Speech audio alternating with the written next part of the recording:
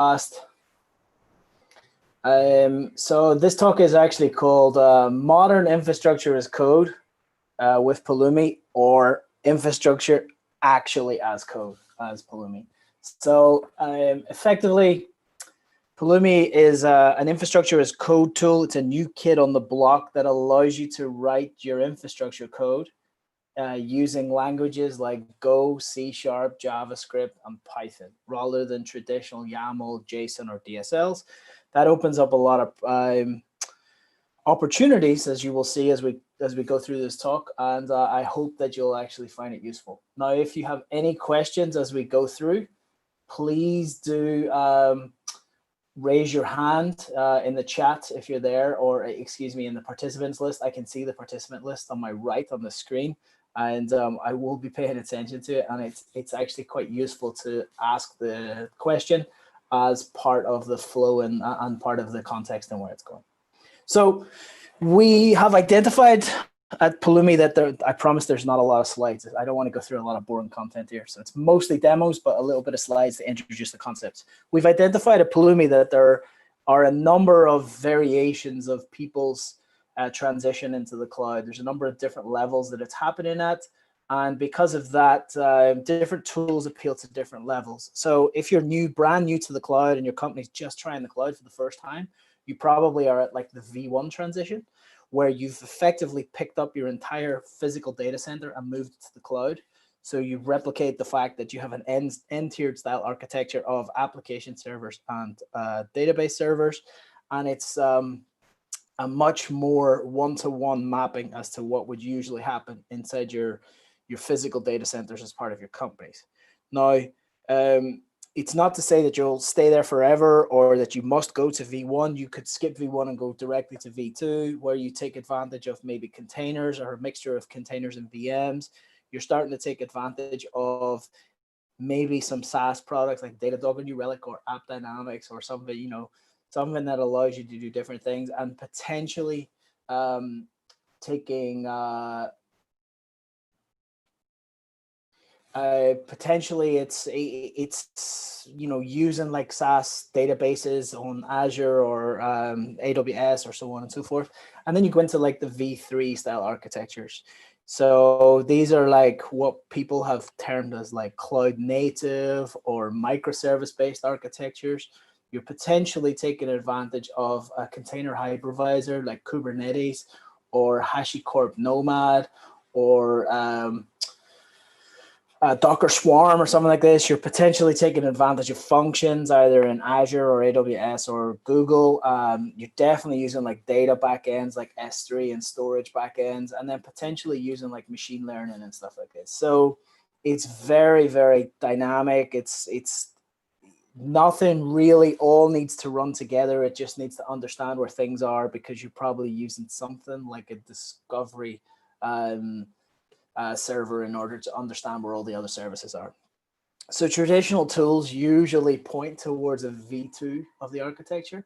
When I mean traditional tools, I mean like your cloud formations, your ARM templates, your stuff like that, stuff that allows you to interact with the cloud and the SaaS tooling that goes with it. But of course, those tools always allow you to use V1 and V3, whereas Pulumi actually started from V3 architectures for the outright. So we have gone for that fully connected or fully dynamic interconnected system that allows you to use Kubernetes and so on out of the box.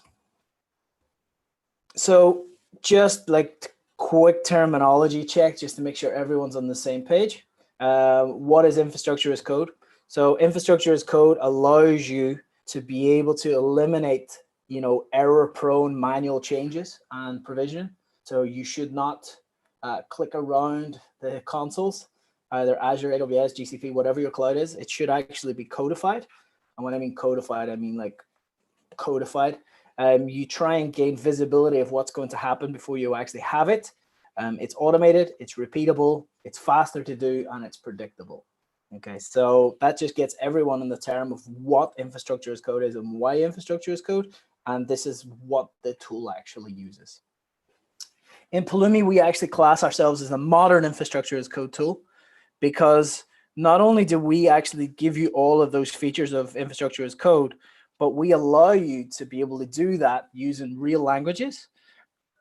Okay, that's a derogatory term. I apologize. It's not real languages. We allow you to do it in languages that you may already be familiar with. So like this is a .NET group, so therefore you can actually write your code in .NET, so C# or JavaScript, or excuse me, C# or TypeScript or F# or VB if you actually write in VB.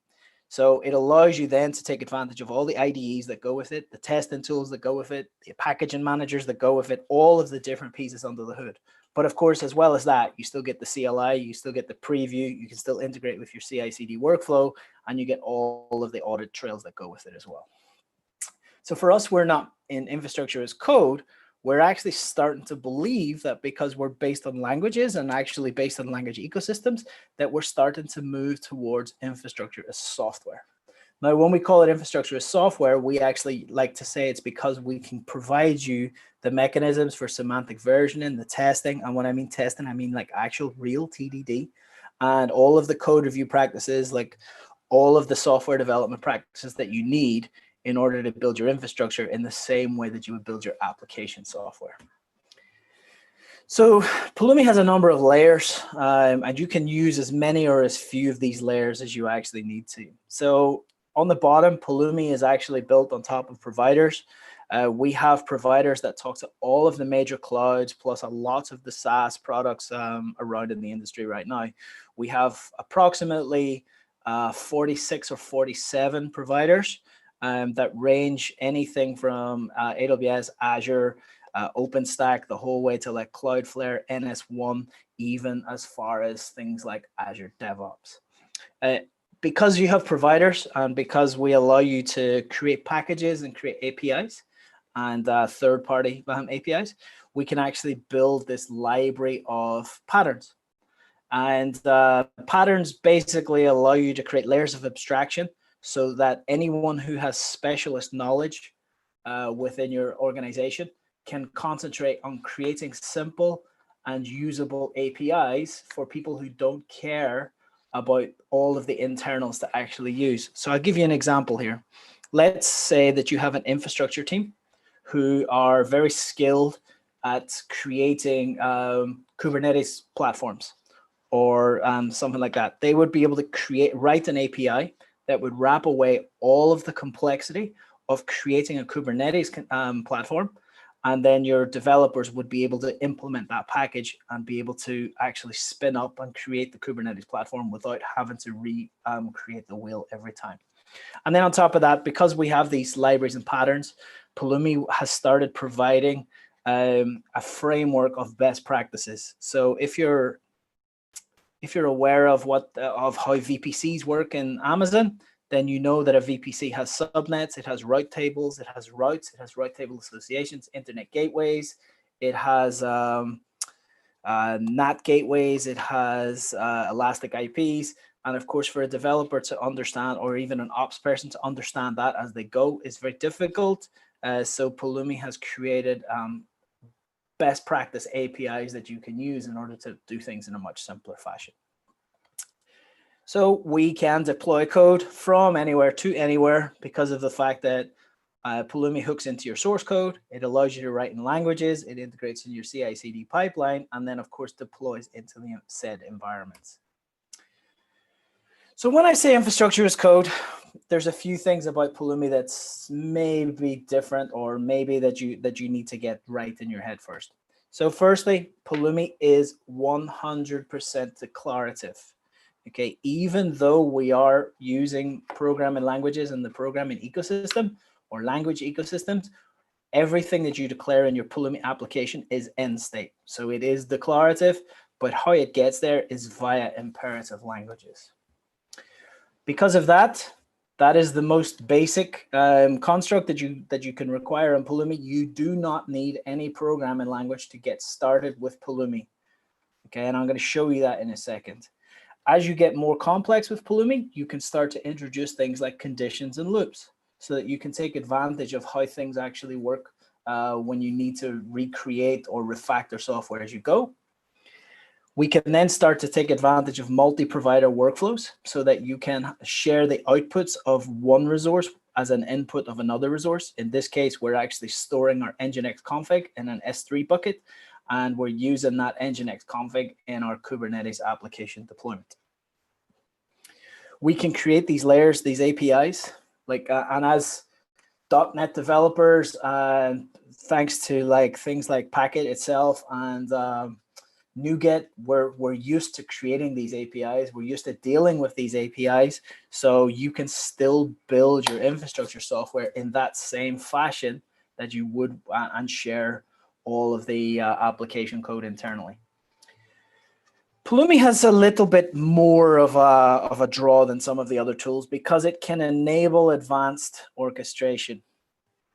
It's using the language ecosystem, and because it's using the language ecosystem, at any point, you can ingest APIs or packages that have already been created in that ecosystem. So this specific example right here is a canary deployment of a Kubernetes application. The first thing it does is it deploys 3 instances of the application. It then goes off and checks Prometheus because there is an SDK for Prometheus that you can ingest in TypeScript. Once you're happy with the answers that you got back from Prometheus, you can then continue with the other 10 replicas of the application. The usual way that this would actually happen would be you would run a Pulumi up, or whatever the tool would be, whatever tool deploy, you would go off to your application, or excuse me, your metrics application, you would monitor that everything was okay, and you would come back to your infrastructure as code tool and run the next Pulumi up or the application up in order to actually do the next deployment. But because Pulumi will actually wait and it's an imperative application, it knows it does 3, check, and then another 10, and it'll continue and do everything it needs to in order to continue in that fashion. Pulumi 2.0 was launched, oh my God, it's in April now. It's feels like a lifetime ago, thanks COVID. And effectively, we realized that there are lots of things in the cloud that when people are writing them, it's very slow feedback loops for people to actually write them. So we know that the requests to a cloud have to be of a certain fashion, and the responses from the cloud are, of course, are well documented and well known. So Pulumi will actually allow you to mock the requests and responses from the cloud so that you're testing your Pulumi code only and not testing the cloud API. Of course, this is really good for a number of reasons. One of them being the feedback loop. It's in milliseconds rather than minutes, or even longer, depending on what type of service you're applying. But also at the same time, it has a cost capability and can also be run offline. So you can actually work from anywhere and still develop your cloud applications. So it's something that we're very proud of and something that we're continuing to make use of. And we actually have examples that I can show you a little later. But my favorite feature of Pulumi is by far the secrets management. We're traditionally extremely bad with secret management in our industry. And because we're extremely bad with secret management, we tend to avoid it at all costs. And then at the end, we probably have to satisfy our security peers by trying to half-ass something together to get something working. Out of the box, Pulumi actually has a secrets manager built in that is available free of charge, and it's in the open source version. It can hook into your own Azure Key Vault or your own AWS KMS and so on, and it will actually allow you to encrypt secrets, and therefore, even if you leak a state file somewhere, it's not so bad because it's been well encrypted even before it hits the state file. I'm going to show you an example of that in a little bit. So 2 more things, and then we can go to a demo, okay? So Pulumi's architecture is that it's a client, okay? It's a CLI application. Wherever the CLI is where it reads its credentials from. So if it's on your local development machine or if it's on a CI machine, it needs the credentials on that machine. There's a couple of ways in which you can configure it, which it's easiest right now that it can read environment variables, but of course you can actually specify them as part of Pulumi config. Pulumi then talks directly to the cloud APIs, okay? The actual CLI talks directly to the cloud APIs to make the create, the read, the update, delete calls, and it stores its state file, because whether we like it or not, infrastructure has state. We need to know what we're managing. We need to know what's out there. It actually stores it by default in the Pulumi SaaS. You do not need to use the Pulumi SaaS. You can actually use the function that says Pulumi login and pass in a cloud URL of an S3 bucket or an Azure blob or a GCP Google Storage bucket in order to store your state there. And at that point, it never, ever will touch the Pulumi SaaS, and we have no idea what you're doing with it. It's very important to tell you there is no connectivity from where you store your state to your cloud. It does not store your credentials. It doesn't know even what your cloud is. At that point, it's just a list of resources that sit inside a state file. And I can show you the state file as we go. And the last thing that we need to talk to you about is the fact that Pulumi is built in a hierarchical structure. So you have an organization. So you sign up to Pulumi. You have an org that's created. Then you create projects inside that org. And then you create stacks inside that project. So a stack can be an environment, or it can also be a single developer's workspace. So it is a segregation of state, which means that multiple stacks can actually use the same Pulumi code under the hood.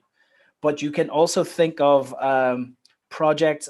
You can also think of like architected in a slightly different way. So in this case, you see that there's a VPC project. And you can see that there's a K8 cluster project, and you can see that there's an SVC user profile project and an SVC email project. And that's also a hierarchical structure that the VPC needs to be required before the Kubernetes cluster is in place. And the service user profile and the service email needs to sit on top of the Kubernetes cluster. So you can very easily share information backwards and forwards between each of those layers. And that way, it allows different people to work on different layers. There's a question in chat here at this point. It says, is a project bound to a region?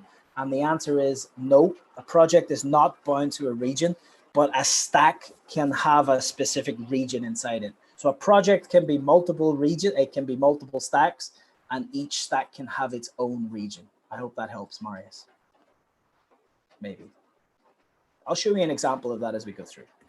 So let's go and write some demos. So it's probably easier if I show you demos more than anything else. Okay, so make their demo 1, cd demo 1. So I told you Pulumi is a CLI app. So if by default, when you run Pulumi, you can see all of the commands that it does. So it says the most common commands are Pulumi up, Pulumi stack, Pulumi config, Pulumi destroy, and all of the sub commands under those. But to begin working with Pulumi, we can actually run the command Pulumi new. So let's say Pulumi new and see what it does. So Pulumi new will offer us a list of pre-created templates that we can actually use, and it will scaffold all of the dependencies and all of the instances that we require in order to get up and running with Pulumi. Today, I'm going to choose AWS TypeScript because I usually give this demo in it, and it actually is quite easy. So I can say .NET demo 1 as the project name. We get a description, and we can create a stack at that point. Dev stack is fine, but I'll show you what happens in multiple stacks. So let's create the stack in US West 2. And of course, because I'm using TypeScript, it has to install some dependencies, but it shouldn't take very long to install those dependencies. And it's going to install a plugin in the background. So I'm going to create, I'm just going to,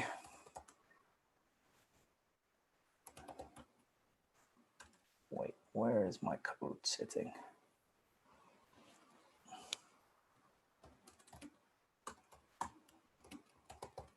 There we go. So let me open my IDE so you can actually see what's happening in here. Okay. So by default, when we created the application, and I'm just going to enter presentation mode, you can see a number of things actually happened here. So one, it installed all of the Node.js modules, and it used the package.json and the package JSON lock file, which you'll see in a second in order to do that. 2, it created a Pulumi.yaml file, which has the fact that this is not a Node.js language host. Okay, so it has the name of the app, it has the description that goes with it that we created. We have tsconfig because we're using TypeScript, so it understands what's going on in here. Then we have a pulumi.dev.yaml. Now notice, of course, my stack was called dev, so it's a pulumi.stack.yaml file, and that has stack-specific config. You see that I chose AWS region as US West 2 before, and I'll create a different stack so that you can see that in a minute. But the most notable thing about this whole piece is that it has scaffolded the most basic Pulumi application for us. So there are 3 parts usually to a Pulumi app. So we got the helpers, we got the resource declarations, and then we got the exports. Okay, now, of course, you don't need the exports in here, because if you don't need to export any information for anyone, then it's fine. But this is usually how you would get things like URLs of services or IDs of things that you need to share around it. Now, we have a Pulumi helper, which allows you to get access to config and all that rich information. We're using AWS, and AWS X, we'll talk about it a little bit. So it is usually AWS dot package, so S3, or I can say EC2, or I can say CloudFront, or I can say Route 53. These are different services that happen inside Amazon. And once you're inside the service, you can say .vpc, .instance, and so on. We have the same similar makeup for Azure, if you're familiar with Azure. So this is only something specific to AWS right now. Has it finished? Very good. Very good, very good, very good. Okay, so a resource usually has 3 things in the constructor. It has a name, it has some optional arguments, and some optional custom resource options. We're going to talk about the custom resource options as we look at the secret management. But right now, the only thing that you require to get an AWS bucket working is just a resource argument. Pulumi uses auto naming by default. So we'll look at what it actually does under the hood. So if I run the command Pulumi up, Pulumi will give us a preview of what it's actually going to do, and it will write that preview back to the screen so that we can actually see what's going on. So it's very predictable of how it's actually going to behave. It'll just take a second here. So the first thing it says it's going to do is it's going to create a Pulumi stack. And then secondly, what it's actually going to do is it's going to create an S3 bucket. And we can have a look at what it's actually going to do, because we can see all of the details of the bucket that it creates. So we can see it's going to create a bucket with a private ACL, but it's going to create a bucket with a name of my bucket dash and then a random string. So we only specified my bucket here. By default, Pulumi will use auto naming, because there are lots of things in the cloud that you cannot create 2 of. Let's think of an S3 bucket. 2 buckets cannot be named the same thing. Storage accounts in Azure cannot be named the same thing. EC2 launch configurations cannot be named the same thing.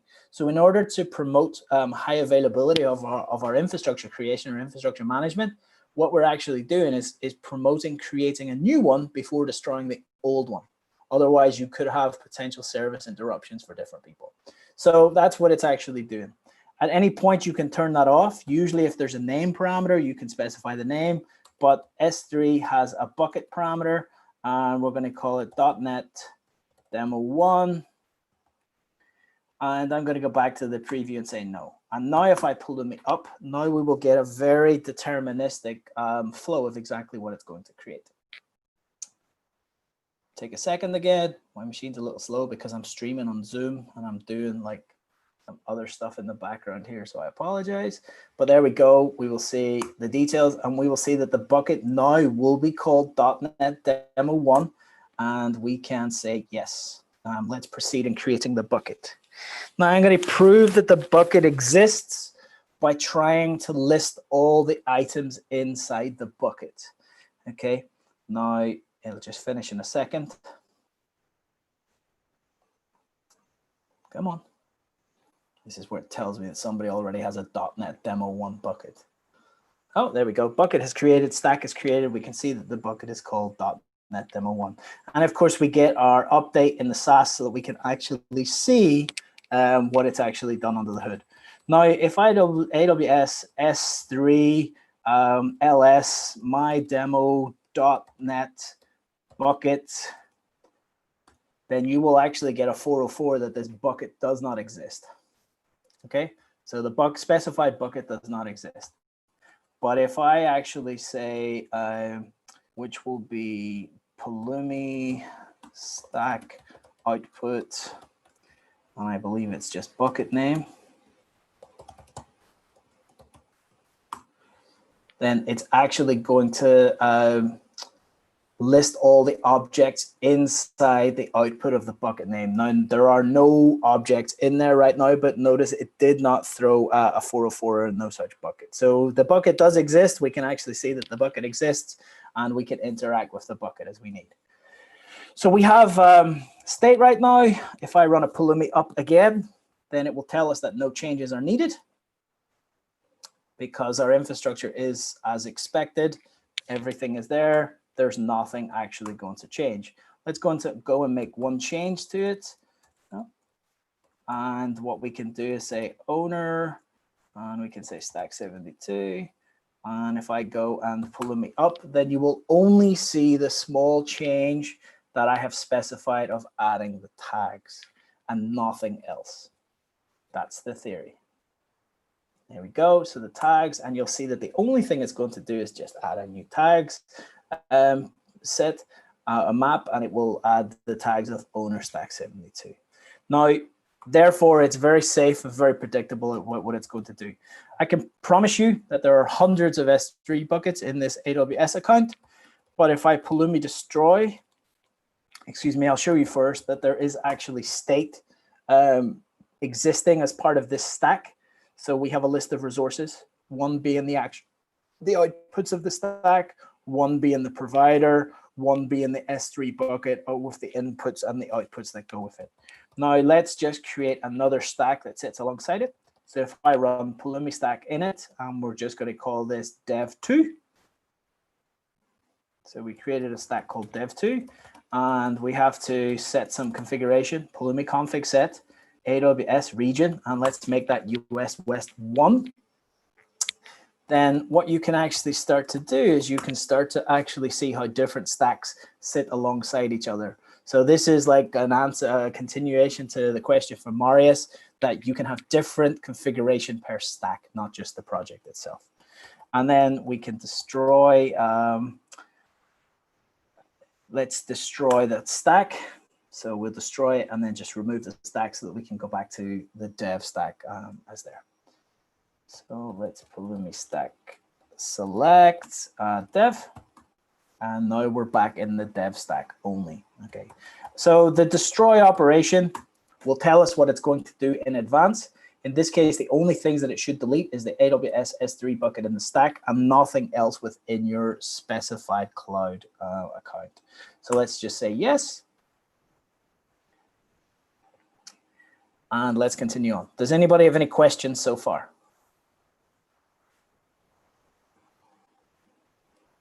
I'm going to take that as a no. Awesome. Okay, so let's take the demo slightly further. Okay, let's do something a little more in depth and a little bit more useful so you can actually see what's going on in here. So if they arrange some windows around, let's create a VPC. So I told you that Pulumi allows you to create like different helpers for doing different things. Okay, and one of the helpers it creates is AWS X, which is crosswalk, which can be used for a multitude of things, including wrapping away all of the logic that is required in order to do create a VPC. So I can say const my VPC equals new AWS x.ec2.vpc, and we're going to call it demo1. And it needs empty parameters, empty arguments. I don't know, that's a bug somewhere in the system. But what that looks like right now is it's just going to create a VPC. Now, if you step inside it, then what it's actually going to do is you can see it has logic in here for adding NAT gateways, adding internet gateways, getting the public subnets, the private subnets, all the different subnet types. It will actually allow you to declare specific subnet IDs. But in its most basic format, if I run Pulumi up right now, then it will tell me all of the different pieces that it's actually going to build. So in this case, I believe it's 31 resources that it will create by default, that anyone who actually wanted to implement this themselves would have to implement out of the box and know all of the different customizations and different pieces of logic that goes with it. So you'll see that it creates an internet gateway. You'll see that it creates a private subnet, the associated route table subnet, or the associated route table, the route table association, a route that goes with that, the associated NAT gateway and elastic IP, then another private subnet and all of the pieces that go with that, then a public subnet and another public subnet. So it knows all of the different pieces that it actually needs to do under the hood. But of course, we can customize this very easily by doing a lot of different things. Now, it's important to say, it didn't tell me because I didn't look at the details, but it would have chosen the 10.0.0.0/16, and it would have pushed in a lot of the different pieces of the puzzle that we were actually trying to like hard code. But right now, what we're going to do is we're going to add some customization to it. So the first thing I'm going to do is I'm going to change the function to be a top level async func, main. And now I can start to interact with async and await code in TypeScript. So the first thing I'm going to do is const az's complete type and failure equals let's await, and it'll be aws.get availability zones. We don't care about like any passing any arguments in. We just want all the availability zones that are currently inside this region. Okay, based on that, we can say const vpc equals a new aws x.ec2.vpc, and we'll call it demo1 again, but we want to pass in some customization here. So the first thing is we want to say is the number of availability zones needs to be az's.names.length. Then we want the number of NAT gateways. Now, NAT gateways are an expensive commodity that when you provision in the cloud, you don't want to just always push in that direction. But the number of NAT gateways would be also az's.names.length. And then lastly, we want to choose like the types of subnet that we want. So subnets are a list of objects.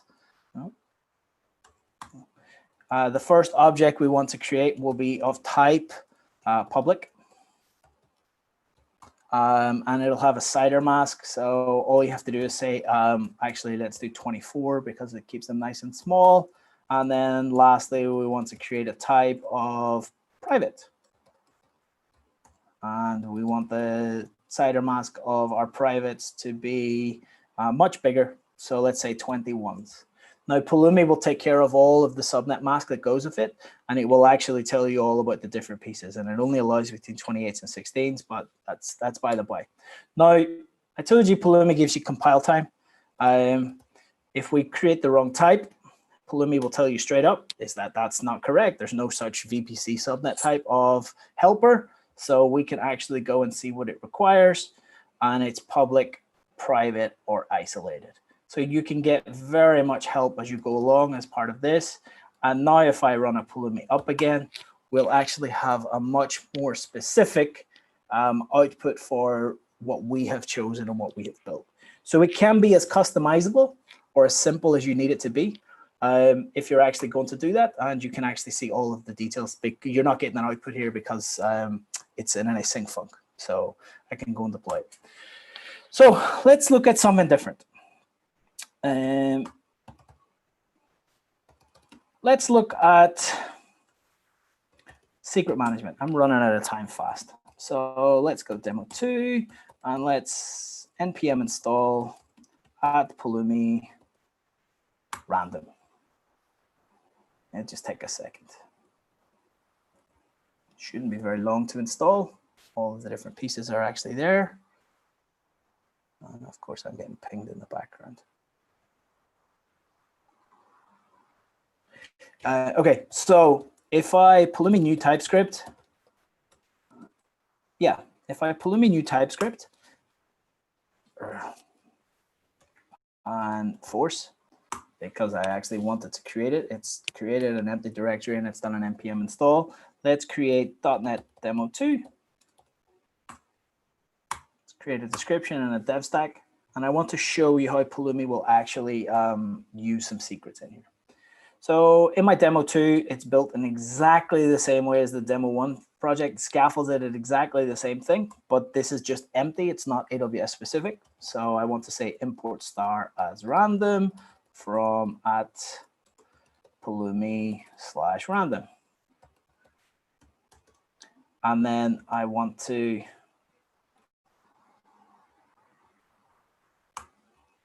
don't know why that removed my, there we go, it's better. And I want to say const my secret val equals new random dot random password. So let's just pretend that we're creating like a random password for use in an AWS instance or an Azure instance that we need to pass in. Let's make it length of 30 and let special characters be true.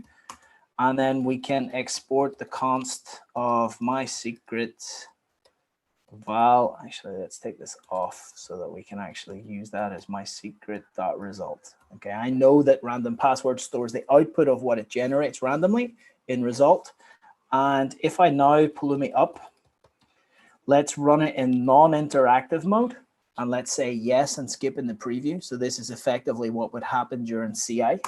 Then what we actually get is an output of just the random password and nothing else.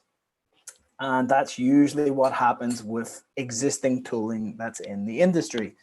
Now, I told you earlier that we can use the default secret manager that comes as part of Pulumi by accessing the Pulumi custom resource options. And the custom resource options allows you to create additional secret outputs. So it's not a very prescriptive name. Effectively, any outputs that are listed in this or passed to this custom resource option will go through the Pulumi secret engine. So we know that we want the output of result. So let's push result through. It's stringified, which you'll have to forgive us. Maybe at some point we'll actually make this a little bit more typed because it would actually be more useful for a lot of people. And then let's export that value const my secret val 2 equals my secret 2 dot result. Now, what would usually happen is when we push that through, we will get a secret object out, and you will actually see it as a secret object. Not only is it output in a secret object, but it is stored in the state as a secret object. We can see it has a ciphertext, and that ciphertext is currently using the Pulumi SaaS in order to actually do that. So let's just have a look at the value just so you can see it. So it's AAA it starts with, but let's Pulumi stack change secrets provider. Let's pretend we need to rotate the secrets provider because someone has left the company. Let's change the secrets provider for that state. And now if I stack export, it no longer starts with AAA. It has a completely different ciphertext because it's now based on the new secrets provider. We can pass configuration into Pulumi for use within the system, within our applications, like for use, user-defined variables, if you will. So if I say Pulumi config set my secret database password, and let's make it very secure because we can put 2 bangs on the end. And wait, what? 2 bangs in bash is actually last command. That's funny. Let's just make it 1 bang, and we can actually see in our Pulumi stack that we have it as plain text, because Pulumi doesn't know it's a secret until you tell it's a secret. And as soon as you say this is a secret value, Pulumi will go and actually store it as a ciphertext. So it's for use. And then just to prove one last thing, in case anyone tries to write any malicious code that can read your secrets back, I can say const conf equals new Pulumi.config. So we're getting access to this, everything inside this configuration block right here. So I can read all of these variables out, and I can say export const, let's just say x equals conf dot require secret, because Pulumi won't be able to read it unless you tell it it's a secret, otherwise it'll just fail. It's just a type assertion failure. And the secret that we actually want to read back is my secret database password. And we can run that code. Again, in non-interactive mode.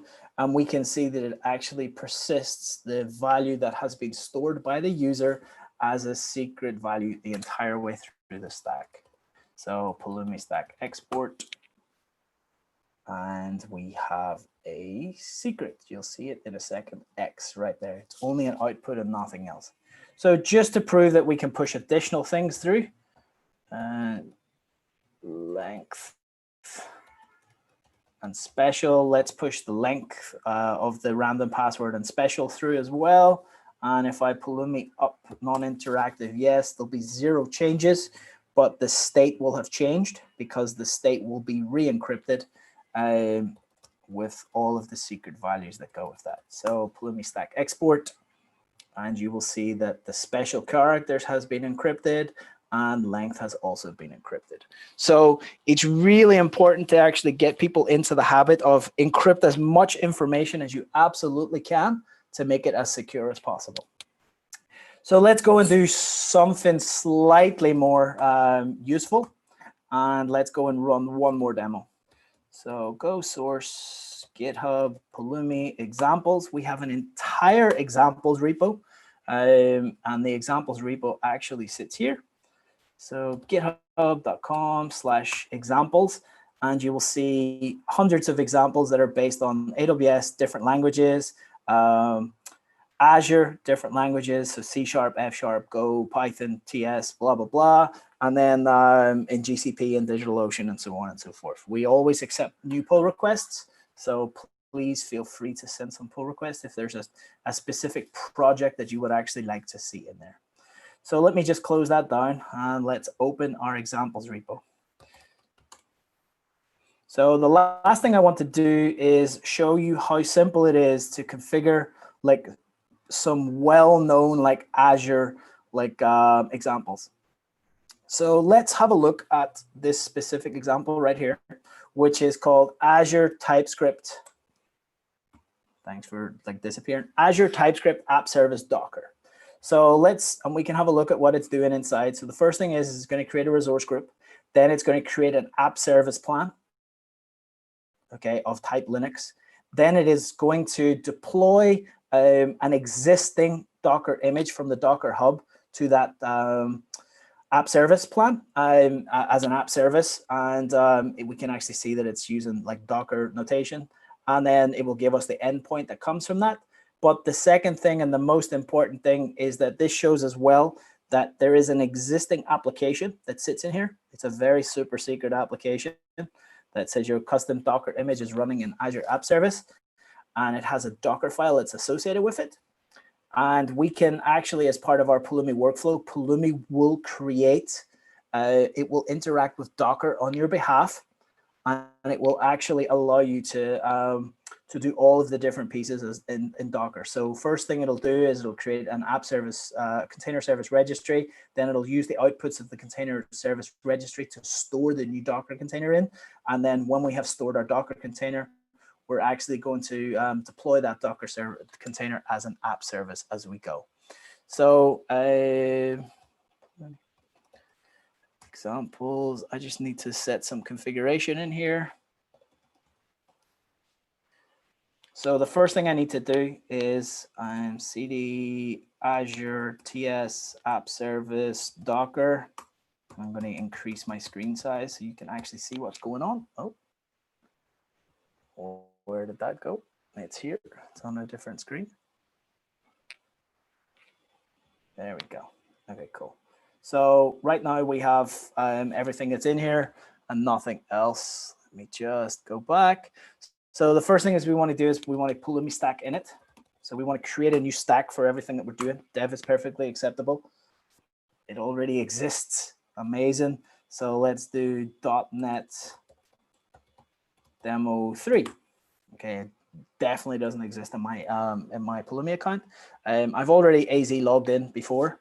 So I'm logged into, if I grep ARM Okay, there's no Azure credentials or anything running on my machine. So it's actually using the Azure CLI in order to run in. Excuse me, to log in. Let's npm install. So we have all of the providers that it requires. We need to set some configuration. Pulumi config set. We need an Azure location, West US 2. And the last piece of information we need is config set an environment. So, you know, by default, it's always public unless you specify Germany or China, but I like to be very explicit about it. So it's in my code. So we're actually going to do that. So if I now run Pulumi up, I'm hopeful that all of the dependencies are on my machine. We will see lots of things happening.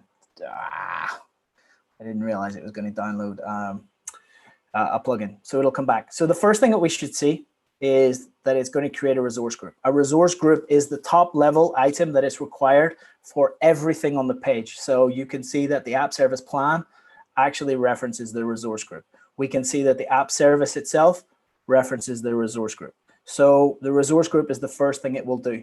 Then because the app service references the plan, we will see that it has to actually create some app service plans first.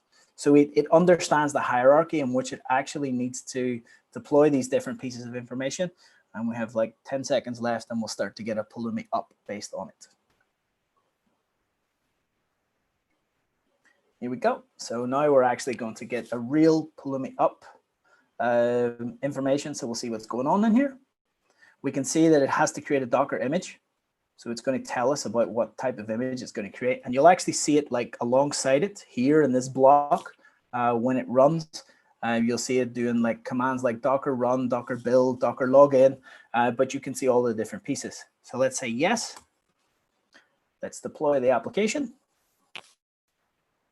And now you'll see just here all of the Docker commands that go with this. This has to be done first just because it references a lot of different things. Then you'll see alongside that at the same time, it's creating the resource group. It's creating the service registry, the app service plan. It's then going to continue doing something. Let's keep going. Come on.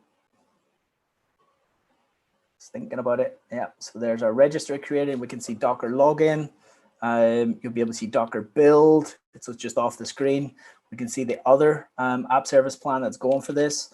But because it's created, then it can actually start to deploy the applications. The first application it's going to deploy will be the image that it reads directly from the Docker hub. That's what this one is right now, the Hello app. And then once that one has been deployed, it will actually create the other plan and the other app service that goes with it based on the new Docker image that has been created. So it's very descriptive. It's not using any real programming language at all. It's very DSL-like, and it is completely declarative about everything that it's doing. And we should get some updates pretty shortly. Please, maybe. Yeah, there we go. App service plan is finished. And then we just need, I believe, to create one more app service. This is a little slow on my local machine because it's talking to West US. That was a bad choice of location to push it. And there we go. So we've pushed our image. And the last thing that we're doing is we're creating our app service that is based on our custom image that goes with it, the get started app, which is based on what we're pulling out of the Docker registry. So it shouldn't be much longer. And then what we will get at the end will be 2 URLs that are interpolated that we can actually push into our browser to see what is going on. This is almost done. Does anybody have any questions that go with this? Silence. Amazing. Take that as though everyone understands. There will be a test. There we go, our app service, and we can actually hit these URLs in the browser. Let's pretend that one worked. That's an application error, but the second one worked as expected, and we can see hello. It looks like there is an interpolation error here. So we'll just pretend that that works as expected. That's an internal error that's happened as part of, you know, inside Azure websites, so I don't understand what's going on in there. But anyway, it doesn't matter. So even though it's declarative and there, the next time I run Pulumi up, there will be no changes because it is already an existing application. There are no changes to the Docker container. So it will not try and rebuild. It will not try and redeploy everything that it actually needs into the cloud. You'll see 7 unchanged. So that is Pulumi in a nutshell. We have about 7 minutes left for questions. And Bogdan has asked, you remember me talking about unit tests? Thank you so much, Bogdan. That is a wonderful question. If I go back to Pulumi examples, and we go to unit tests, let's choose unit tests in C#, okay, just because this is a .NET group. So if I say testing unit C# mocks, then we can actually see that there is a website stack, okay? So here we go. Here's the C# code for Pulumi, where we create a resource group, we create a storage account. For each file in our dub root, we will upload it as a storage blob. And then what we can actually do is, based on our tests, we can start to write some test code. So we can actually say resources are of type. So resources count should be, we should say tags should not be null, tags should contain keys. And you can write your test as you would do normally.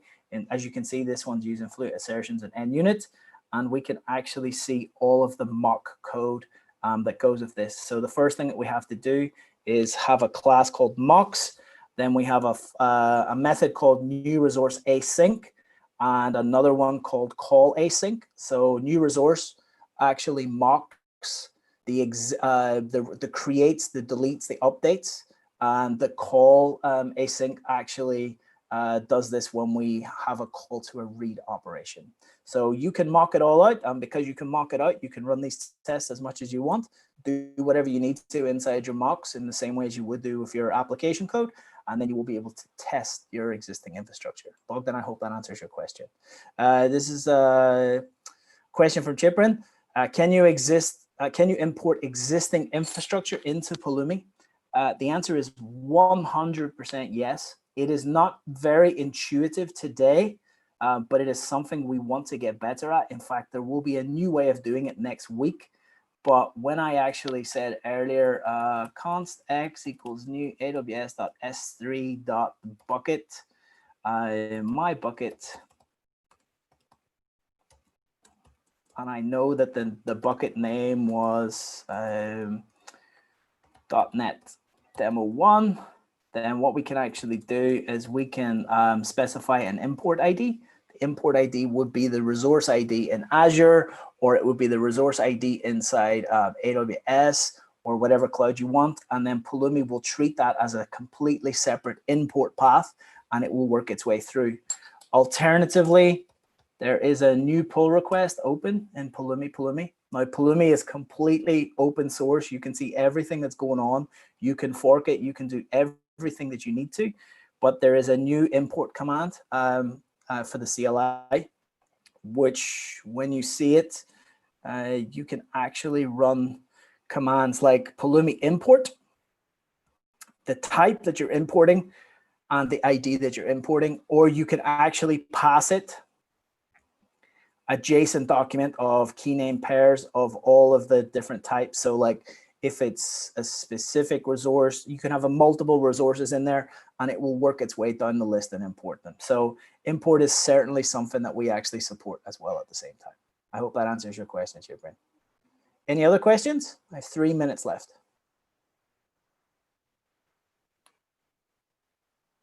There's one more cool thing I can show you about Pulumi. So Pulumi has this idea of called crossguard. So policy as code. And policy as code allows you to specify policies that make your infrastructure more secure or adhere to more security policies within your organization. So let's have a look at a specific example, okay? So like this is a policy as code test, which again is written in TypeScript, which basically says that whatever stack that you're actually deploying here, you can't deploy more than one EKS cluster. The EKS cluster that you're deploying should be of a specific version, but more importantly, the EKS cluster must be in your own VPC, not the default VPC of the system. This becomes more useful for things like creating storage accounts or storage blobs that have write access to the world, so people can actually go in and steal your data, or like Elasticsearch servers or MongoDB servers that are open to the world. You can actually run these. You can upload these to the Pulumi SaaS, and then every time you run a Pulumi up, it will apply that specific output or that specific policy to your code, and the developers don't even know that they have to adhere to that, and they will get an error there and then that says you're not adhering to the best security policy as expected. So that's one of the things. You can actually see some of the potential policy packs in here. So we have some specific policy packs in the examples repo. So things like you should only use approved AMIs. You should, there you go, all auto-scaling groups with a load balancer should use elastic load balance and health checks. You can start to say requiring instance tenancy on your applications. You can say, if it's a specific stack, like a dev stack, that you don't like oversize your instances, that you actually adhere to a specific instance type. Or even like, detailed monitoring switched on, EBS. You can actually enable a lot of policies that can save you lots of money within your company and as part of your development workflow. So, and then the last piece with policies is one of our customer engineering team actually wrote something, which is a Pulumi policy for AWS cost, where what you can actually say is that I do not want to exceed $500 a month in my entire infrastructure stack. So Pulumi will actually use the AWS pricing file, and it will download it. And as part of the pricing file, it will give you an estimate of how much the entire stack costs. And if it's too much, it will tell you I can't deploy that stack. So your company can start to save themselves a lot of money by doing a lot of different things. So I think I'm out of time. Yes, so Bogdan says, for whatever reason, he thinks AWS makes it very hard to make a budget compared to Azure. I totally agree. It's very difficult with cost estimation and pricing in AWS. And you could very much write the same thing in Azure to do this. And I don't know, to be totally honest with you, how the code would be. But in Azure itself, you can write policies that do the same thing. So like discouraging public IP addresses, prohibiting public internet of your instances, prohibiting the use of IoT, and so on and so forth. So there's a lot of cool stuff that we can do. So Chiprin's asked a wonderful question. How stable and how mature is Pulumi? Is it currently used by some companies? Thank you for bringing it up. Pulumi is very mature, very stable right now. We released 2.0 in April. We're already on the march to 3.0. We already know what's in our roadmap for the next year at least, and when the big releases are actually going to be. It is used by some extremely large companies all over the US and Europe right now. So companies like Mercedes-Benz, companies like Snowflake. There's a couple of very large companies who we're not allowed to talk about just for NDA purposes. But actually on the Pulumi website, so pulumi.com, it will tell you some of our largest customers further down. So Tableau, MindBody, CockroachDB built their entire SaaS based on this. Where to Go, Pinpoint, Lemonade, Snopes, SourceGraph. There's a ton of big companies using this, and we're actually we're doing quite well as a company. Any other questions?